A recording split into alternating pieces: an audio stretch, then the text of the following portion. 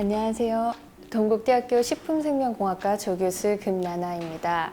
오늘은 공부 멘토로서 서부교육지원청의 책으로 소통이라는 프로그램을 통해서 이렇게 인사드리게 되었는데요. 학생들의 그 공부뿐만이 아니라 아이들이 가진 열정과 재능을 더불어 개발할 수 있는 어떤 학습법이라든가 지도법에 대해서 함께 논해보도록 하겠습니다.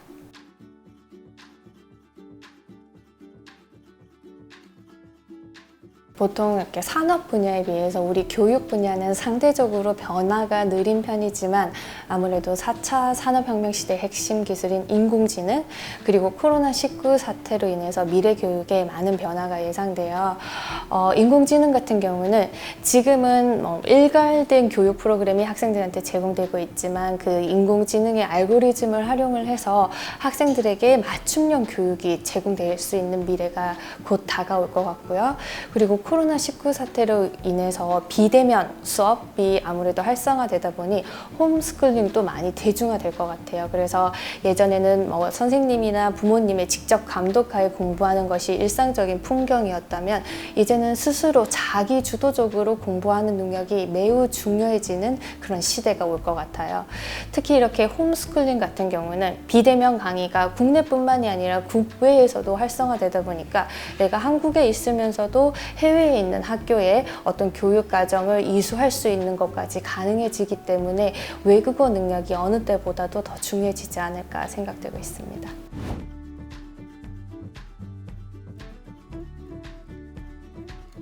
정말 무언가를 새로 배웠을 때 그거에 대해서 희열을 느끼는 분들은 정말 즐겁게 공부하시는 것 같더라고요. 근데 그런 부류는 정말 극소수일 거라고 생각돼요. 그래서 제가 생각하기에 공부를 즐겁게 하기 위해서는 공부는 절대로 즐겁게 할 수 없다라는 대전제를 받아들이면 오히려 지금 공부하는 게 조금은 더 즐거워지지 않을까 생각되거든요.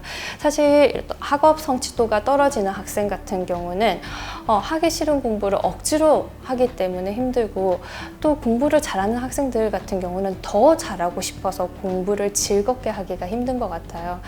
사실 저도 인생의 대부분을 공부를 하면서 지내왔지만 솔직히 말씀드려서 공부가 되게 막 즐겁거나 하지는 않았던 것 같아요. 다만 어릴 적부터 no pain, no gain이라는 그 진리를 빨리 받아들이고 또 어떤 확고한 어떤 목표가 있었기 때문에 그나마 받아들이고 기꺼이 공부를 할 수 있었던 것 같아요. 그리고 부모님들이 아이들이 흥미를 갖기 위해 도와줄 수 있는 방법은 어릴 적부터 질문을 많이 던져주세요. 누구누구야 이거는 왜 그래? 보통 어릴 적에는 아이들이 엄마한테 질문하잖아요. 엄마 하늘은 왜 파래? 엄마 이건 뭐야? 이렇게 질문하는데 그 과정을 거꾸로 바꿔주시는 거예요. 엄마가 나는 이거는 모르겠는데 이거는 왜 그렇지? 너가 설명을 해줄래? 라고 해서 아이들이 설명을 해주면 그때 칭찬을 많이 해주시는 거예요. 그러면 그 과정 속에서 아이가 조금씩 공부에 흥미를 가지게 될 수 있을 거라 생각합니다.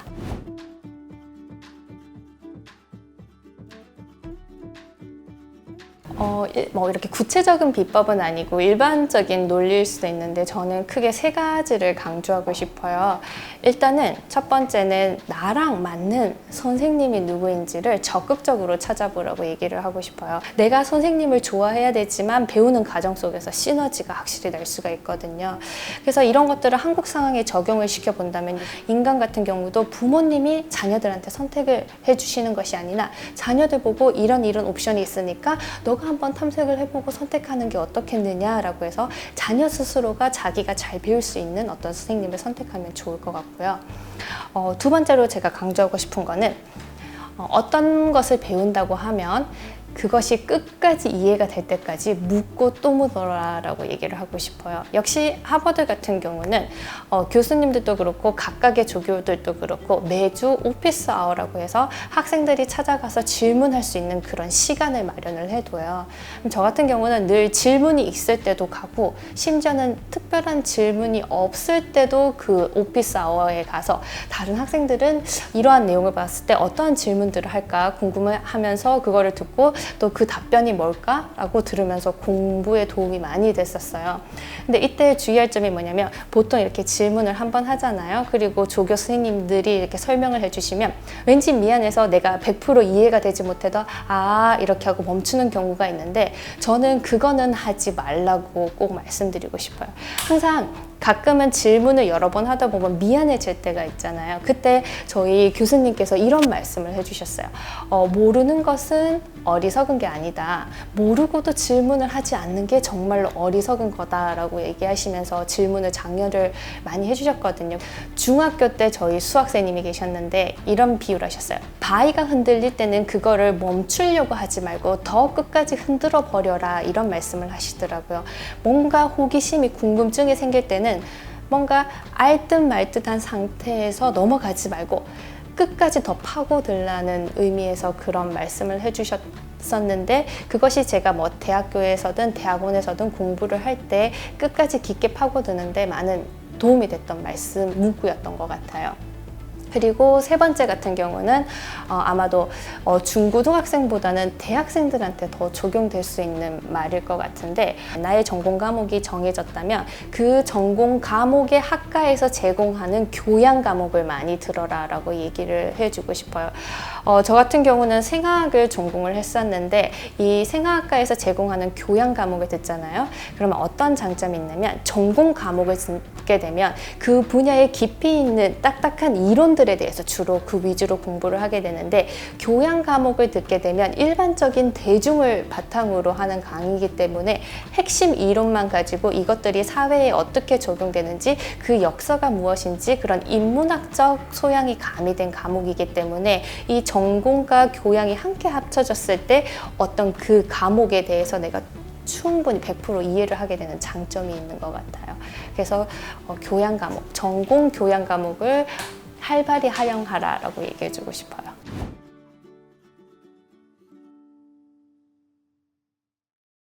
저는 저희 부모님은 상당히 자유방임주의셨어요. 근데 여러 가지 얘기를 하면서 가장 기억에 남는 문구는 이거였어요. 부모가 자식을 만들려고 하면 자식은 부모 이상이 될 수가 없다라는 그 말이 지금 또 와닿아요. 그래서 엄마가 저한테 이런 말씀하셨어요. 나는 교사이기 때문에 너 꿈이 교사이면 너를 최고의 길로 안내해 줄 수 있지만 그 외에는 나는 할 수가 없다. 그러면서 항상 부모님은 선생님을 최고로 여기게끔 어릴 적부터 훈련을 시키셨어요. 그래서 선생님 말이 진리이다. 그래서 제가 공부를 하다가 모르는 게 있으면 그거를 질문을 해도 직접 답해 주시지 않으시고 선생님께 가서 물어봐라, 이런 식으로 유도를 하셔서 선생님과 저 사이의 어떤 관계를 돈독히 하고 그 스승과 제자의 어떤 존경심을 통해서 더 열심히 공부할 수 있었던 것이 제가 더 성장할 수 있는 하나의 계기가 되었던 것 같고요. 그 다음에 두 번째는 제가 부모님께 감사드리는 게 자녀가 어느 정도의 실수는 할 수 있도록 지켜봐 줘라라는 그런 교육관을 가지셨어요. 보통 이렇게 아이에게 어려운 것들이 부모님께는 쉬울 수가 있잖아요. 그리고 부모님 마음에서는 자녀들이 뭐 힘들어하는 모습을 보기 싫으니까 그냥 내가 해주지 이렇게 되실 수 있는데, 가끔은 좀 냉정하게 스스로가 이렇게 힘들어하는 그 가정 속에서 성장할 수 있도록 지켜봐 주는 게 중요할 것 같거든요. 제가 초등학교 1학년 때였어요. 이때 방학만 되면 이제 그림 일기 숙제가 주어지는데 제가 개학하기 일주일 전까지 일기를 한 번도 안 쓴 적이 있었거든요. 그러면 보통 많은 부모님들은 도와주시려고 하시잖아요. 저희 부모님은 정말 하나도 안 도와주시고, 그 대신 제가 끙끙거리면서 옆에서 쓰고 있는 동안 옆에 앉아 계시면서 같이 그냥 책을 읽으셨어요. 그래서 어느 정도의 실수는 하게끔 내버려 두는 것이 자녀가 성장하고 성숙하는 데는 도움이 될 수 있다는 거, 그 두 가지 교육관이 저희 부모님의 독특한 교육관이었던 것 같아요.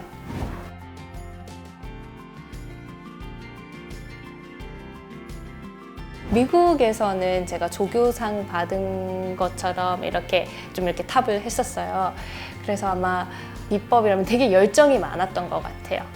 그 당시에는 어떻게 보면 역학이라는 제 전공 분야에 대해서 제가 대학원생의 입장으로서 다른 대학원생을 가르치게 된 되는 거고, 제가 만약 대학원 3학년이었다면 1, 2학년을 가르치니까 뭔가 내가 금방 지나온 그 과정이었잖아요. 그래서 이 학생들이 어떤 부분에서 어려워할지 그런 공감대가 형성이 잘 됐던 것 같아요. 그리고 아무래도 외국어로 강의를 하다 보니 외국인이 외국어로 강의를 하는 것에 대한 부담감이 무지하게 커서 준비도 훨씬 더 많이 했던 것 같고, 또 나의 부족한 외국어 실력을 보충하기 위해서 영어가 아닌 어떻게 이 지식을, 내용을 그림으로 잘 표현할 수 있을까 도식화하는 데도 시간을 많이 투자했었어요. 그래서 왜 초심이라는 게 있잖아요. 그 초심의 마음 때문에 열심히 해서 그런 방향을 일으켰던 것 같은데, 사실 제가 대학교 교수가 되면서 가장 걱정하는 부분이 그거예요. 지금 같은 경우도 학생들 보면 세대 차이라고나 할까, 그래서 그런 부분에 대해서는 걱정되는 부분이 있어요. 확실히 학생들과 공감할 수 있는 부분이 많으면 더 좋은 티칭을 할 수 있을 것 같아요.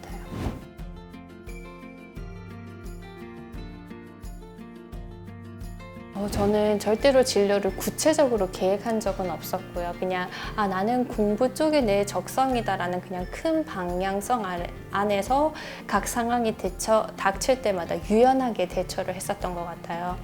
초등학교 때 저의 꿈은 되게 요일마다 달렸어요. 월요일은 피아노 선생님, 화요일은 선생님, 수요일은 요리사. 이게 제 꿈이었고요.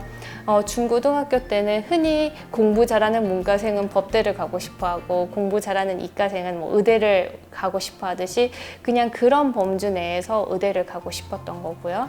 그러다가 다이어트에 성공을 해서 그 기념을 해보자 미스 코리아에 출전하게 되었던 거지, 어릴 적부터 미스 코리아가 나가기 위해서 준비를 하거나 그랬던 건 없었어요. 그래서 그 미스 코리아는 계획된 거라기보다는 그냥 제 인생의 나들이었고, 제 인생의 뿌리라든가 근간은 늘 공부 쪽에 있었던 것 같아요. 그리고 미스 코리아가 되었기 때문에 이제 국제대회에 나가게 되잖아요, 한국 대표로. 그러다가 미국, 그때 그 당시 파나마에서 열렸는데 한국으로 돌아오는 길에 미국에 들려서 학교 캠퍼스 투어를 했었어요. 근데 그 정원에 누워서 너무나 행복하게 공부하는 학생들 모습을 보면서 나도 유학을 가야지 하면서 과감하게 도전을 해서 유학을 가게 되었던 거고요. 유학을 갔을 때도 초창기에는 의대가 제 목표였어요. 그래서 의대를 목표로 해서 4년 동안 정말 열심히 공부를 했는데 의대에 입학이 좌절이 되었어요.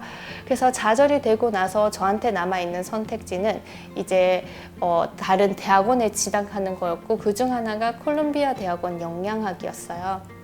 그래서 영양학과에 가서 다양한 과목을 듣다가 제가 대학교 때 교양 과목을 들으면서 살짝 접하게 된 역학 과목이 있었는데, 그 석사 과정 중에서도 역학 과목을 다시 배우게 됐는데 재미있게 다가와서 그 분야로 박사 과정을 하기로 결정을 하고 다시 이제 하버드 보건대학원으로 갔죠. 그리고 그 박사 과정을 하면서 나는 교수가 맞구나 라는 그 생각은 분명하게 들었어요. 다만 한국과 미국 사이에 고민은 있었지만, 그래서 결국은 한국으로 결정을 해서 한국행으로 왔던 거고요. 그래서 그냥 언뜻 보면 뭔가 계획을 하고 선을 쫙 그은 것처럼 보이는데, 이거는 계획을 하고 선이 그은 것이 아니라 매 순간순간마다 전에 그냥 어떤 상황이 주어졌을 때 과감히 도전하고 그냥 과감히 최선을 다했던 것 같아요. 그리고 그런 점들이 모여서 지금의 그런 궤도가 된 것 같아요. 그래서 요즘 인생은 계획대로 절대 되지 않잖아요. 그리고 요즘 세상이 워낙 빠르게 변하기 때문에 내가 예측을 하기도 힘들고, 나 또한 매 순간순간 변하는 것 같아요. 왜 우리가 아는 만큼 보인다고 하잖아요. 지금 초등학교 때 시각으로 꿈꿀 수 있는 직업이랑 대학교 때 더 많은 지식을 가지고 볼 수 있는 시각이 다르기 때문에 꿈도 변하기 마련이거든요. 그래서 어떤 진로를 계획할 때 가장 중요한 것은, 꿈은 어떤 목적이 아니라 방향성인 것 같아요. 큰 방향을 정해놓고 그 안에서 어떤 상황 속에서 도전하고 최선을 다하고 유연하게 대처할 수 있는 그 유연성이 있으면 좋을 것 같아요.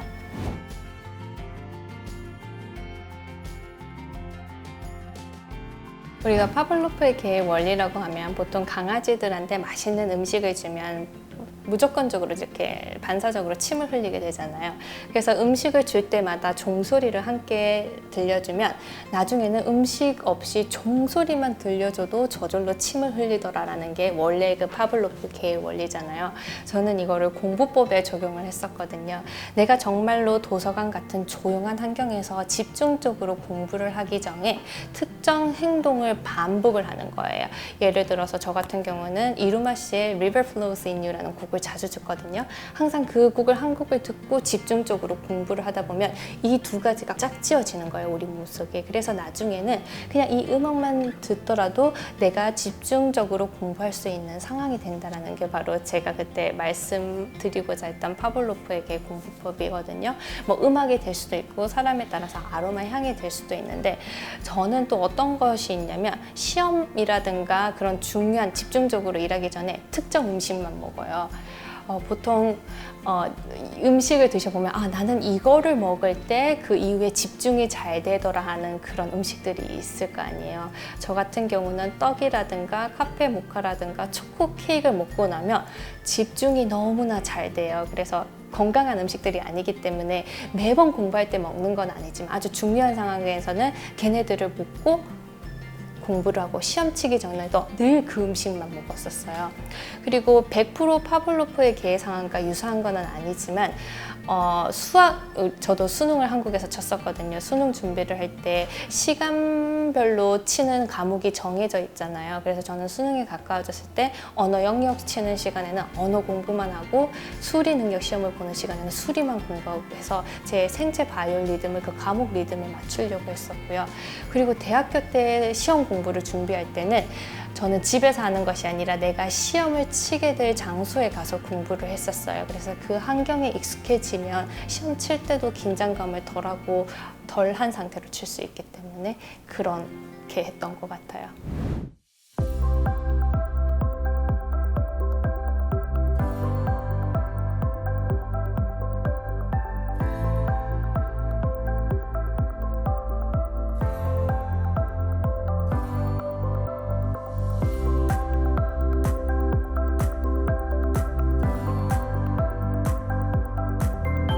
오늘 다양한 질문들에 대해서 제가 답변을 드렸는데요.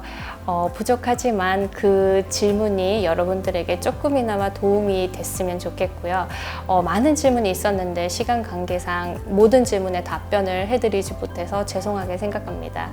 아무쪼록 끝까지 이렇게 시청을 해주신 학부모님들 그리고 교직원분들께 감사드립니다.